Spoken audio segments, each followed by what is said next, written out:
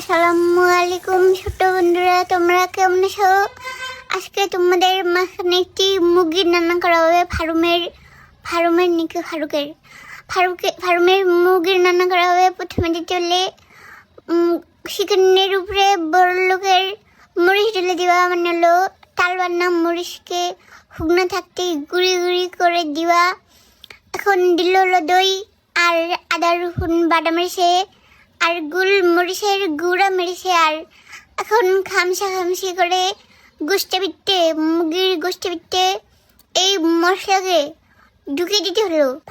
পারলে doctor injection না থাকে না, ওগুলো যে একটি গুঁতো মেরে দেওয়া, তাহলে আরো মশলা ভালো মতন ঢুকে গেল না।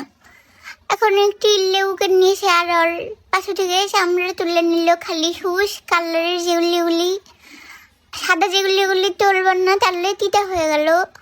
আর ওগুলি দিয়ে দিল। আবার লেমু পাতা গুঁড়ি গুঁড়ি করে মেরে দিল।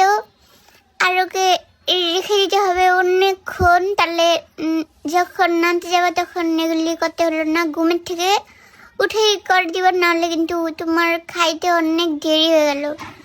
এখন তেল ভিতরে হুগনা পাতা মোটা লাকড়ি মুকড়ি সব বেজে নিবা। আর ওই তেলের ভিতরেই চিকেনকে পাখিতে কেমন জ্বালাসে তুলে ওই তেলের ভিতরেই চিকেনকে ভেজে নিবা। আবার ওই তেলের ভিতরেই পেঁয়াজকে রসুনকে ভেজে নিবা। আর পেঁয়াজ কাটবা একটু বোম্বা করে, আর রসুনকে কুচি করেই কাটবা। আর প্লেটের ভিতরে যেই ঝোল মোল থেকে গেলো ওগুলিকে ঢেলে দিবা তেলের ভিতরে। আর লবণ মেরে দেওয়া। আবার লাড়াড়ি করতে থাকতে হলো। আর একটি গ্লাসের ভিতরে কোন ফ্লাওয়ার গুলে নিবা। স্যুপ বানাইছে উলি। আর জলের ভিতরে এখন চিকেনকে নামিয়ে দিল। এই যে রান্না হয়ে যাও। আর দ্বিতীয় আবার লাড়াচাড়া করে নিচ্ছে। যখন বুড়বুড়ি উঠে গেল তখন ওই কোন ফ্লাওয়ার গুলেছে উলিকে ঢেলে দিবা।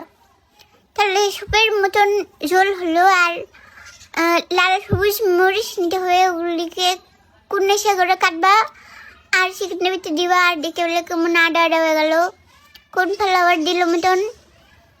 আর হরম মরিচ দিয়ে রাখবো। তাহলে তেল যখন চিকেনের মাথাতে উঠে গেল, আবার লেবু পাতা দিয়েছে, আবার আবার ধনিয়া পাতা দিয়েছে কুচি করে।